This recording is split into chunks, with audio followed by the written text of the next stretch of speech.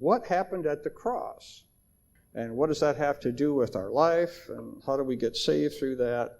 How does the death and resurrection of Jesus actually bring about all of the benefits of salvation that we see in the New Testament?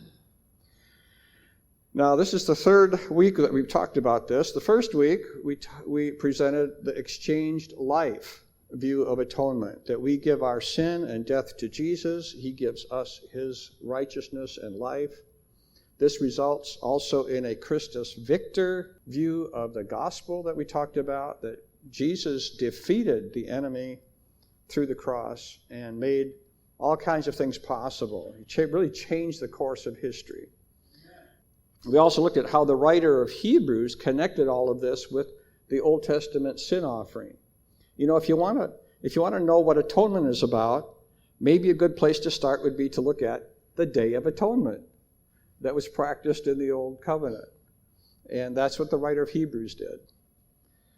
Now, for many of you, that might have been a very novel way or a very new way of looking at the cross. You probably haven't heard that taught too much. Because last week, we took a look at the dominant view of what happened at the cross. And I took a very critical view of it. It's what's called the penal substitution view of atonement. And I just want to acknowledge, for a lot of people, the first time that you hear a severe critique of that view of atonement, it may come as something of a shock. Because this just seems to be what everybody talks about in the evangelical world. And for a lot of us, it's the only story we've ever heard of the cross, of how it works. And so when we criticize that view of atonement, it sounds like we're attacking atonement itself. And that's not what we're doing. Now, I do take a very strong position, and the reason I'm so passionate about this is that I've been studying this idea, this theology, on and off, for probably at least 10 years. And one of the things that I have been convinced of through that study is that atonement does not stand by itself in our theology. It has implications that reach into the Christian life. And that's what we're going to look at today. What are some of the implications that these two theories would have for us today? So if you'll bear with me for just a few more minutes, we're going to make some comparisons between what we call the exchanged view of atonement, the exchanged life view of atonement, and the penal substitution view, and draw out some of these larger implications that these two ideas have for our Christian walk. The first one I want to look at is Christian identity. Now, atonement has a lot to say about who we become as Christians. The exchanged life view of atonement says that we trade our sin for the righteousness of Jesus. We trade our death for his life. In fact, that makes us a new creation. Well, it doesn't get any more dramatic than that, all right? And it's pretty easy to see how this would impact how we understand Christian identity. We're a new creation. Something's dramatically different about us. So this has huge implications for how we see who we are in relation to God and our relation to who we were before, and so on. Now, to contrast that, if atonement is primarily about Jesus taking the punishment for our disobedience, what does that do for our core identity? Do you see what I'm saying here? When I was in seminary, one of the papers we had to read was a very interesting article. It was about a debate that was taking place between theologians about Christian identity, basically. And the question before them was, why do Christians still sin? It's a very important question. All right? Are we saints? Are we truly saints, like the New Testament often says, who somehow have some problem still with flesh, and so we still sin because of that? Or are we just basically sinners who God overlooks that sin? He's forgiven it. He's pardoned our sin. like that bumper sticker that says, Christians aren't perfect, they're just forgiven. Is that what it means? In terms of being human, is there really very little difference between a Christian and a non-Christian, except that the Christian's been forgiven because their sins are paid for? Is that the only difference? And the question I had to ask reading this paper was, why would theologians consider the possibility that we're basically still sinners? Why would that even be on the table for discussion? And the only reason I can come up with is that they have a theory of atonement that doesn't change who we are. You see, that it addresses our guilt and some penalty that we deserve, but it doesn't say anything about transformation. It doesn't say anything about exchanging our life for Jesus' life. In fact, that view of atonement has more to do with changing the Father, who's wrathful towards us. But see, an exchange life view of atonement is about changing us. It alters our basic identity and creates in us the basis for becoming more like Jesus, which the New Testament has a lot to say about it. So you can see how where we begin, what we lay as a foundation for salvation and atonement has tremendous influence on how we understand Christian identity and who we are once we have become a Christian. So what we include in this word atonement, or what we omit from that word, has a lot of implications for us. Here's another one. This is very related. It's our victory over sin. In the exchange life, we give our sin to Jesus. He destroys its power and frees us from bondage. And as Paul says, from that point on, we have the ability to put to death the deeds of the flesh and become more and more like Jesus. So in this exchange life view, atonement has a tremendous power to cleanse our soul. And not only is there real cleansing when we first come to Jesus, but embedded in that are the means for us to work with the Spirit of God to continue that cleansing process. Remember 1 John, he says, if we sin, Jesus will cleanse us from all unrighteousness. So that cleansing becomes part of our experience. And as Paul says in Romans 8, we can put to death the deeds of the flesh. And all through the New Testament, actually, you can see that the authors entertained the possibility that there was such a thing as real victory over sin, and that was normal for Christians.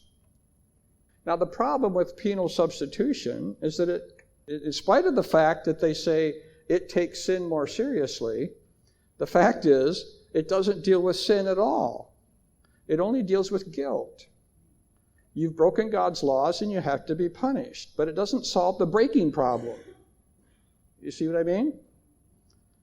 It doesn't eradicate sin, it only punishes it after the fact.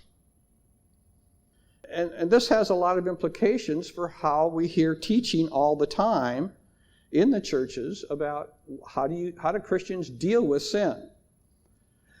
Because if you start with a version of atonement that doesn't change your basic nature, then you end up with teaching that says, well, you just need to try hard not to sin.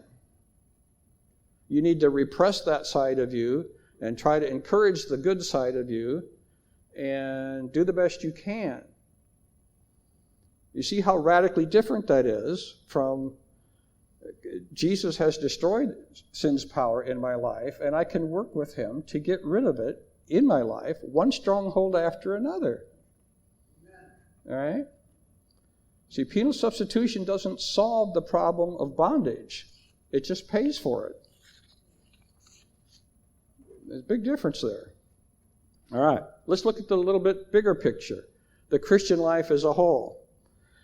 Penal substitution primarily results in you being declared not guilty. And if atonement is primarily about altering the ledgers in heaven and altering God's attitude toward us and changing what we deserve, it truly fails to address what we need for life in the kingdom. The Christian life has tremendous needs. How do you grow spiritually? What does that look like? What do we do to grow as a Christian? And not only that, but I think penal substitution tends to define spiritual realities as a whole, primarily in terms of how well are you performing? What do you deserve? How badly do you fail? And those are the kinds of questions that puts in front of us. And it creates this whole framework that the spiritual world is all about guilt and innocence and behavior. And then when it comes to addressing the Christian life, this ends up teaching what we would call a performance-based approach to spiritual growth. You need to try really, really hard to be a better Christian.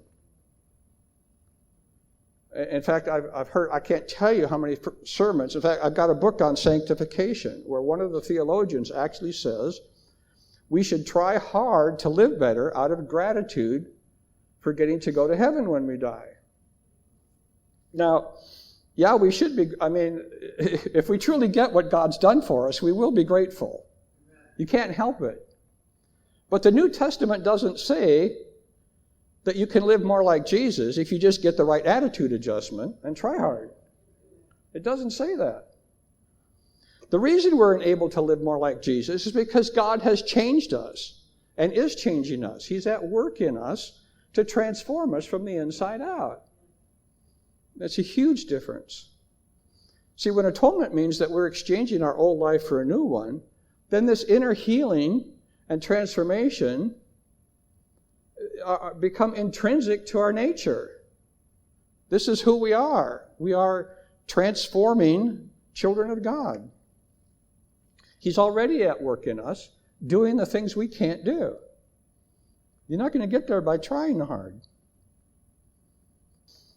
And we just, as we walk this out, as we learn how to participate with God for this kind of change, we discover experientially that God truly is here. He's at work in me to make me a better human being and a better child of God, not just in theory, but really. So how we start out with our view of the Christian life has tremendous implications for what's possible and how we go about trying to grow spiritually. Here's another area. Our theory of atonement, of course, directly impacts how we understand gospel and how we preach the gospel. If we begin with penal substitution, then our gospel message sounds a little bit like this. You're a sinner, you deserve to go to hell, but Jesus took that punishment for you, and you get to go to heaven when you die, if you'll just acknowledge that he did that and say you're sorry for your sin. And that becomes the gospel. Now, we could talk about that for a long time. Dallas Willard called that a truncated gospel. Bonhoeffer called it cheap grace. That's really not the gospel of the New Testament. The gospel of the New Testament is Jesus has overcome the world. He's defeated death and evil. He'll take away our sin and give us life. And we get to have the kind of life we were meant to have. And that's good news. All right. Huge implications for how we preach the gospel and how we understand what salvation means. Now, let's draw a really direct comparison here. This is pretty stark, and we'll get to this in a second. First, some definitions. Expiation and propitiation. These are pretty heavy technical theological terms, but it's important that we know what these mean. Expiation is the technical term for a sacrifice that expunges sin, that gets rid of something in me. Expiation expels evil from me. Propitiation is a technical term for a sacrifice that soothes the wrath of a god. And we see this all throughout, especially in pagan theology. They're always trying to placate their gods or get their favor. The question is whether or not that applies to the Christian God. All right? Now, to look at this another way, expiation changes a person. Propitiation changes a God. All right? These are totally different kinds of sacrifices. Now we do have, if you read your Bible, depending on your translation, we do have like the King James, and I think unfortunately the New American Standard, which I otherwise like, they use the word propitiation in about 4 or 5 places where it says Jesus was the propitiation for our sin. It's unfortunate that they did that. If you read the New Revised Standard, I think the NIV also gets this. They translate that Jesus was the atoning sacrifice for our sin. And the question is, what's behind that Greek term? And we could spend a long time talking about that. I have a Greek dictionary that devotes about 23 pages to that term and its family of terms. But the basic idea is that by the first century, it was ambiguous. It meant atonement. And you had to look at the context to see how did that atonement happen? Was this propitiation or was it expiation? You don't know unless you look at the context. And if we were to look at all those passages, we could pretty well demonstrate that in every one of those, the atonement is meant to change people, which means it's expiation. So it's very unfortunate that those translators took the liberty of interpreting that word for us and sticking propitiation in the text. It shouldn't be there. All right, now that was just a freebie on the side. We really don't want to split theological hairs or talk about Greek terms too much. It gets boring. So for me, it gets exciting, but I think for most people, that's not the case. All right. But the point is that expiation and propitiation are very different kinds of sacrifice, and they have very different implications. Look at this. Expiation cleanses the sinner. Propitiation placates God. Expiation removes sin. Propitiation punishes sin. One transfers sin to Jesus. The other just transfers the guilt to Jesus. In expiation, Jesus destroys our sin. In propitiation, Jesus is punished for our sin. In expiation, we're rescued from bondage. In propitiation, we're rescued from God, His wrath. In expiation, He restores my soul. In propitiation, He just clears my record. Expiation changes my life today. Propitiation just changes my afterlife. Expiation addresses what do I need. Propitiation talks about what do I deserve. You see how tremendously different these two kinds of sacrifices are. And not only that, but the way that when we looked at some of these comparisons about the Christian life, about dealing with sin, and so on, the way that atonement gets taught in most evangelical circles leaves behind some of the most important aspects of atonement and the Christian life. And these are very clearly identified in the New Testament, and we can even show that the authors tied all of these wonderful benefits of the New Covenant to the cross. And you can't come up with cause and effect if you begin with penal substitution. It's not there. One more thought here. Let's look at the really big question of what's going on. This is fascinating to me. Why did God establish a new covenant? Why wasn't the old covenant sufficient? It's a very important question, because this is what Jesus came for, is to establish a new covenant. See, the old covenant defined sin, and it even defined consequences for sin. And Paul says in Romans that the law condemns sin. All right, that was all in place. If all God needed was a better sacrifice, because the sheep and goats really didn't do the job, they couldn't really take our place.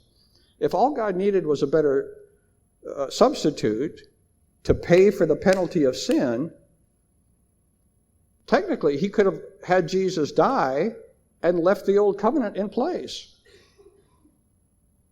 because nothing else really has changed. You see? But that's not the problem God was trying to solve. See, both Paul and the writer of Hebrews tells us God needs something far more effective in order to have the kind of children he wanted to have. The reason the Old Covenant failed is that sin wreaked havoc with God's original creation. And if he was going to start a new creation, a new people of God, something had to be done about this problem of sin, or it would do the same thing all over again and wreak havoc with God's children. He had to solve the problem of sin and the problem of bondage to sin. Make sense? That's why the new covenant is different than the old covenant. That there's a real solution. God writes his laws on our hearts instead of just on external stone and paper that we try to live up to. That doesn't work. The problem needs to be fixed here. All right? See, the problem is not that we broke God's laws. The problem is we're the kind of people who break God's laws. Does that make sense? That's why he needed a new covenant. So Jesus didn't die just to pay the ultimate penalty for breaking God's laws. That wouldn't have changed anything. He died to destroy the works of the enemy so that we could be freed from his power and exchange life with him and be transformed. Beautiful stuff. Now, with all that we've said in 3 weeks, quite honestly, we've still only scratched the surface here. I've spared you the really, the stuff that would bore you to death. I hope. All right. The thing is that when we really get this, atonement is wonderful good news. Now, we didn't spend 3 weeks doing this so that we could argue about theology. It's because atonement is far more beautiful and far more loving and far more comprehensive than what most of us were told. And I just love painting this picture of what God has really done for us and what's possible in our Christian life. I think just in studying this and writing the book, I've been changed. It's like I have a greater appreciation. In fact, I've a greater experience, truly, of God's love for me. Just deeply moved by this whole process of looking closely at what it means for Jesus to say, "Give me all your trash, and I'll get rid of it for you." And I hope this has helped to reveal how much God wants us to be free. Amen. That's beautiful stuff.